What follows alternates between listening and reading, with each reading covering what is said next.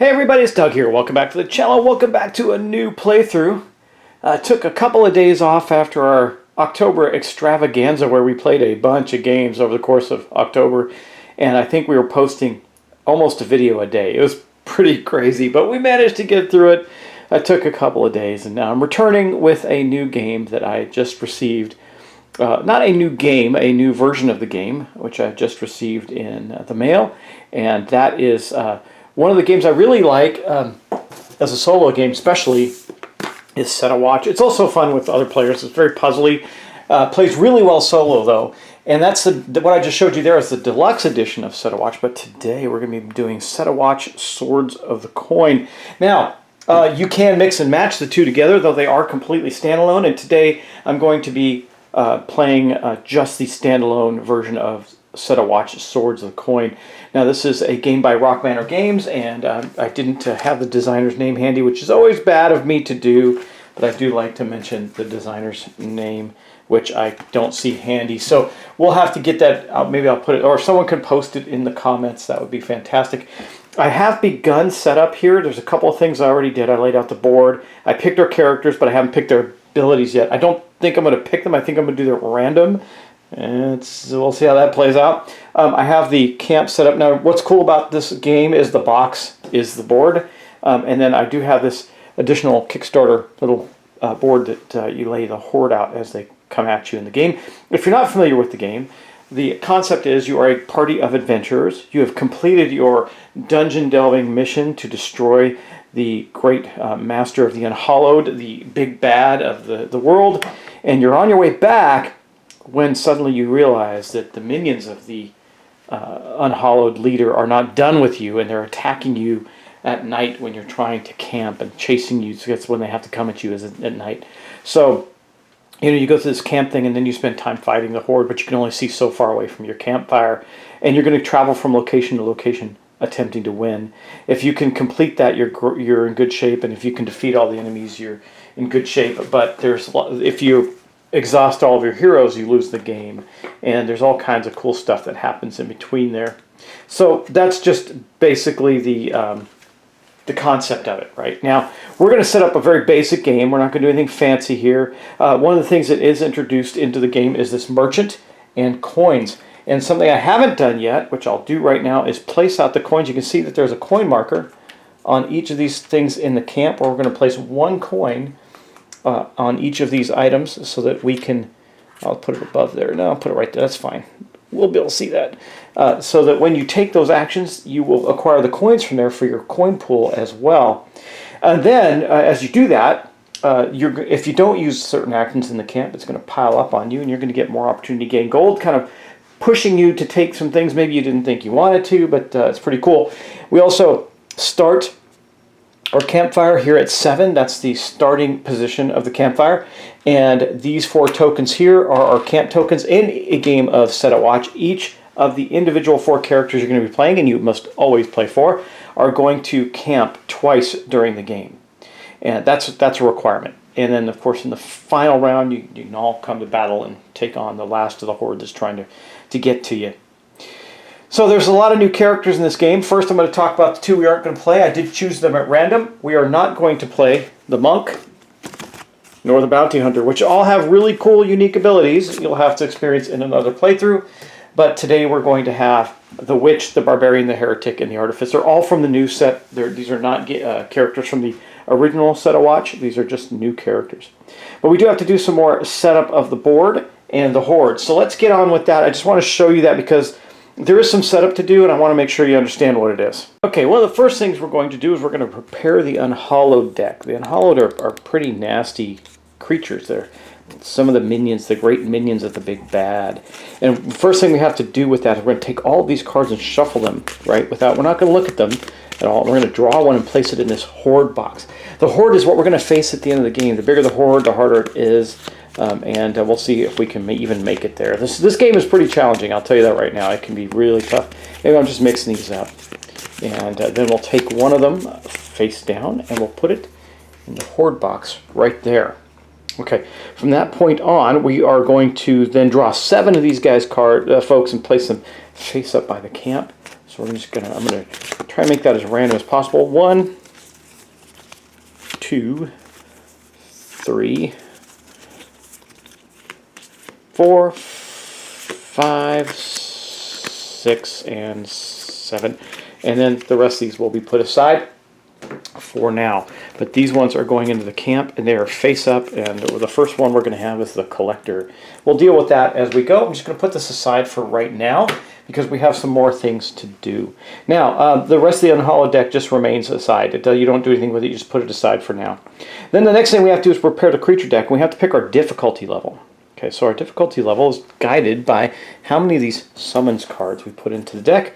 And if you want to play an easy game, you just put 1. If you want to play a hard game or normal game, 2, hard, 3, insane, 4. We're going to do just 2. We're going to play a normal game of Set a Watch. So we'll throw those 2 aside.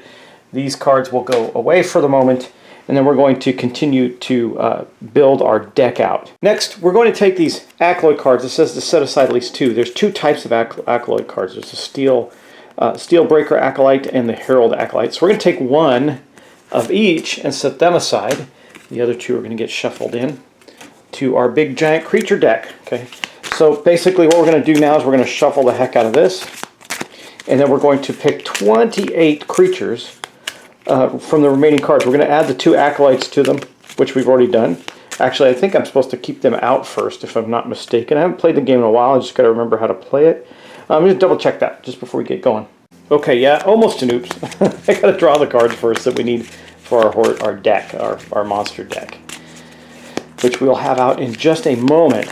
Okay, so we're gonna draw 28 of these. I'm just gonna do 1, 2, 3. I'll cut so we get a variety. 4, 5, 6, 7, 8, 9, 10, 11, 12, 13, 14, 15, 16, 17, 18, 19, 20, 21, 22, 23, 24, 25, 26, 27, I'm just pulling them out. 28, there's our 28 cards. The other ones will be set aside.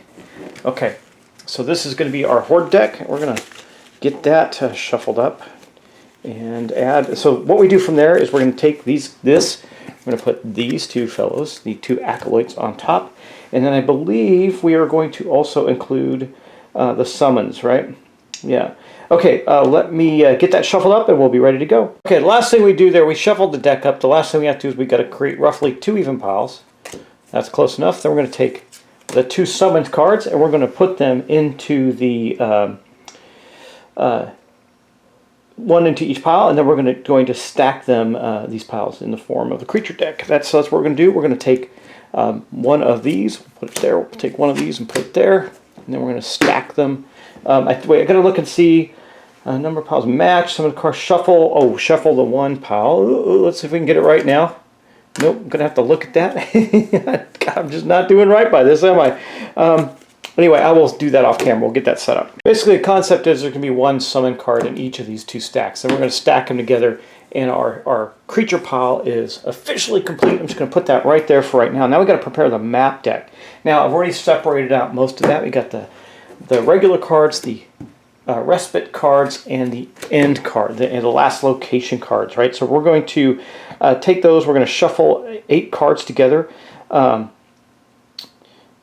Let me go through this again. I just want to make sure I get it right for you, and we're going to get this deck set up. Okay, so we got this big set of location cards. We're going to do a quick shuffle. I'm going to draw 8 of those. We're going to say 1. So we're going to draw from different places. 2, 3, 4, 5, 6, 7, and 8.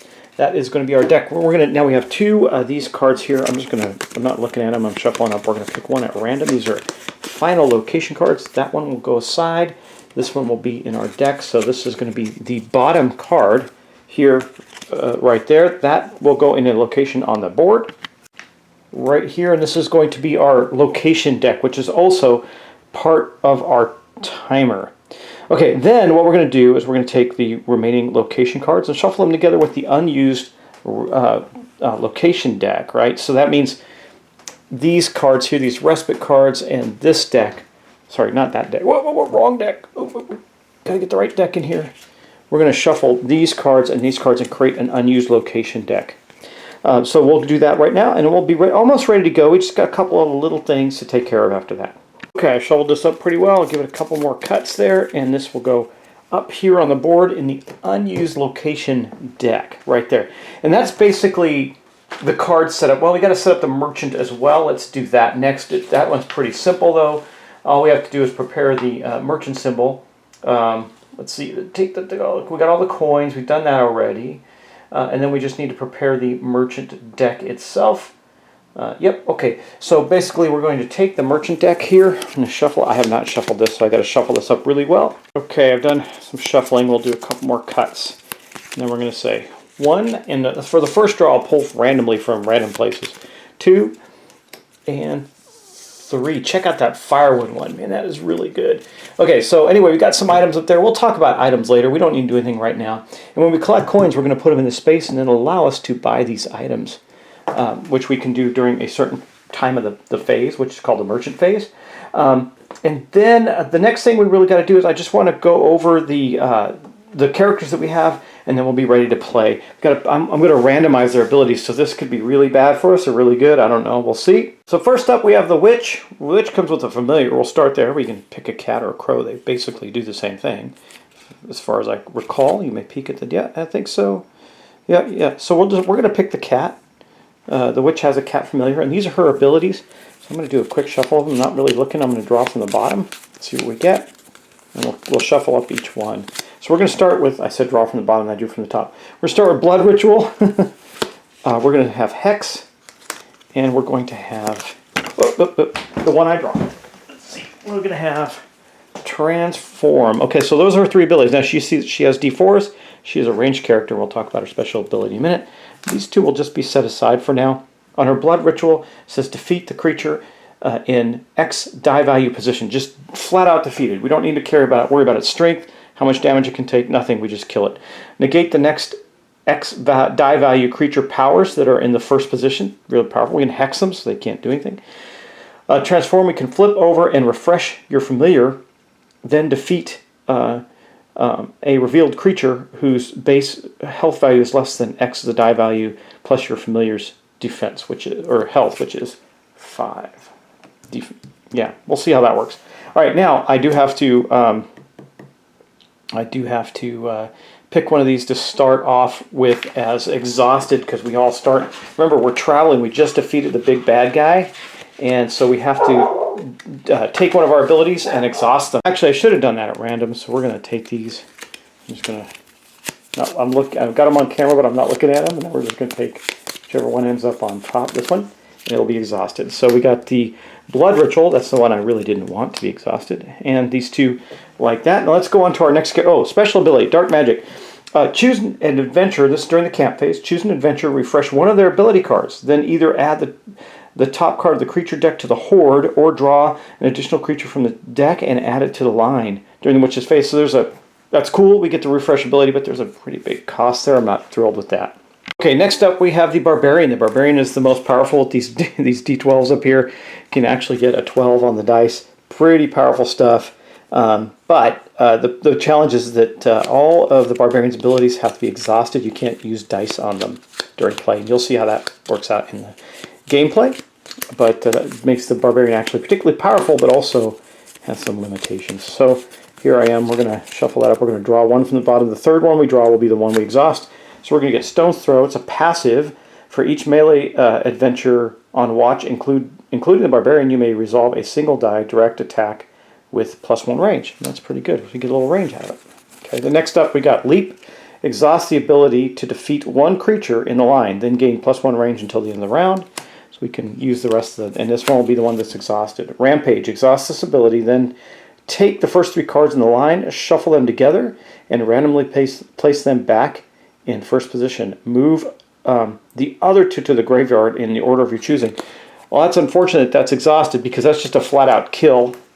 The Barbarian's ability is Primal Might at the camp. Choose one of your exhausted ability cards and resolve and equip action with it. Then refresh just the equipped ability. So we can take one out of line and put another one in. That's pretty good. Next we have the Heretic. By the way, all these characters do have a backstory. I'm not really getting into them. The Heretic was in fact one of the villains and has joined the heroes. Uses D6s. We'll get to shuffle up their ability cards. Remember, the third one is going to be the one that we exhaust. Let's see what we get. First one is Marrowborn. Defeat one revealed human or goblin in the line, then search the graveyard for the top undead creature. Tame that creature until the end of the round. That means we get to use it. That's pretty cool. The second one is going to be Corpse Fire. Look at the health of the top creature of the graveyard, then defeat a revealed creature in the line with lower or equal value. Pretty cool. And then last but not least, we're going to have Commune, which is going to be the one that's is exhausted. Reveal one card. If it is a summon, negate it and place it in the graveyard, then prevent the next Acolyte reveal ability from triggering. That is situational but very powerful. And then we got the ability to seal. Now, seal is something you can do by using runes, which require that you have doubles or triples on the dice, like the same number. And so it's kind of hard to get those, but this makes it a little easier. Seal. Search the entire graveyard, either the graveyard or the creature deck, for an unhallowed card of your choice, your choosing rather, and place it at the bottom of the unhallowed deck. Then, if you search the creature deck, shuffle that deck. Okay, so we can manipulate the big bad guys a little bit with that ability at camp. Last but not least, we have the Artificer. Now the Artificer starts with a special ability, which I will put to the right value of 8. It's the Artificer's Staff. It's a passive. Once per round, you may defeat a revealed creature in the line with health equal to or lower than your current charges, then lose half your charges rounded up. So we can blast somebody for 8, then we go down to 4 charges. There's ways to collect more charges, and the Artificer specializes in basically making items, stuff like that. All right. So let's do this. We're gonna. Okay, I think I got it. We're gonna draw the first one. Soul Drain. Reveal 2 creatures in the line, then gain charges equal to the total damage of the just revealed creatures, plus it allows us to reveal creatures, so it's pretty cool, because revealing creatures is a big part of the game. War Staff. Deal X damage to a revealed creature where X is equal to the die value placed plus the number of charges, so we could do as many, wow, we could do as many as 14 points of damage in one shot there. That's pretty powerful. And then last but not least, this one will be exhausted. Defeat the creature in the first position, then move one unrevealed creature into the first position and gain charges equal to the number of the... Okay, so we can see how we gain charges, we can see how we use charges on there. And then these 2 abilities will go aside.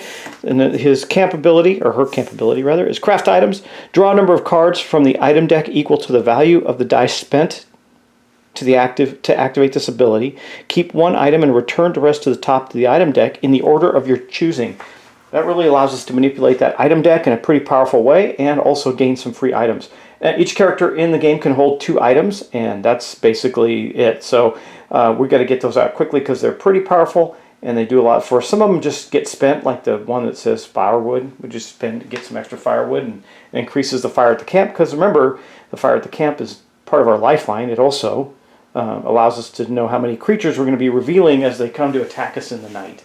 So last but not least, before we end this quick episode, is we're going to look at the turn order and not turn order, but the turn sequence and what happens during a turn. Okay, on the back of the player sheets is a quick reference guide that you can use to play the game. So the first thing we're going to do in the game is we're going to roll our die.